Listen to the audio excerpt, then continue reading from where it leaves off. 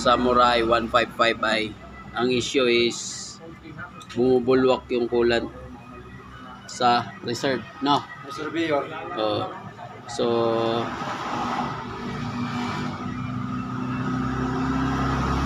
ito yung thermostat niya. Ang kagandahan dito sa thermostat niya kasi may mga bolt. Hindi katulad dun sa mga ibang motor. Naka-play ba? Hindi ata naka-play? Naka-play yan. Hindi? Sa ibang motor naka-play yan. Yan o, tumatakbo. Sa ibang motor na plastic, ito alloy. Aluminum pala. So, bypass namin to. Tatanggalin na namin tong laman. Madali lang i-bypass to. So, dahil nagpa-order siya, matagal. So, nag-overheat. Bumubulwak. So, dalawa issue nito. Dahil kumukulo yung coolant. Pag hindi makuha to sa bypass, yung pinaka-issue nito yung isa. Yung ano niya. Yung head gasket sa top.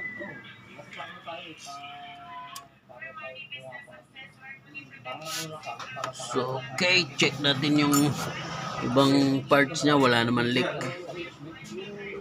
So, yun lang, Samurai 155i.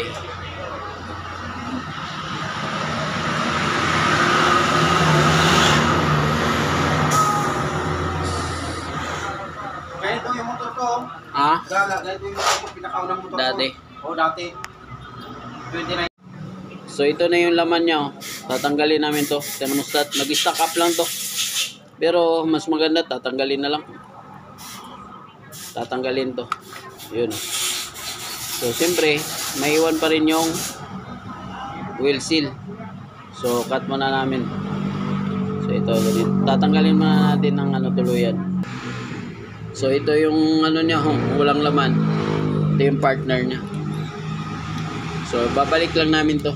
Dahil, bibilin. Sana yung bibilin natin. Pang ano lang siya, Yamaha. Pwede ata dyan. Basta bebenta. Bibili ko sa relalis. Oo, pangluto. Pangluto. So, ito yung ano, thermostat. Ano pangluto? Pag umiinit, aangat to. Aangat.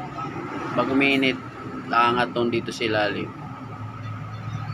Dito.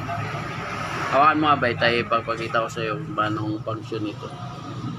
Ito, aangat to. Gaganyan yan siya. Pag umiinit, pag na ano ng init, aangat to, lulusot na yung coolant. So, papasok yung coolant. Dito, papasok. Ayan o. Oh.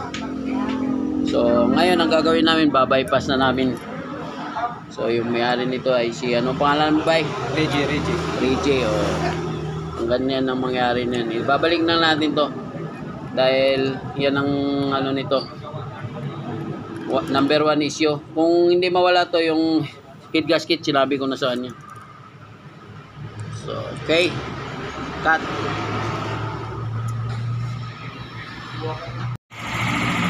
So, right. Okay na siya. Binalik na namin lahat yan. So, hindi umiikot na yung coolant kahit ano, kahit malamig pa siya. Dapat hindi mo na para mag-circulate doon. Umiikot na siya ganun sa radiator. So, hindi na namin pinakita sa inyo dahil nilagyan na namin ng ano dito. Ng reserve. Pumupunta na doon eh. So, okay. Okay na yan.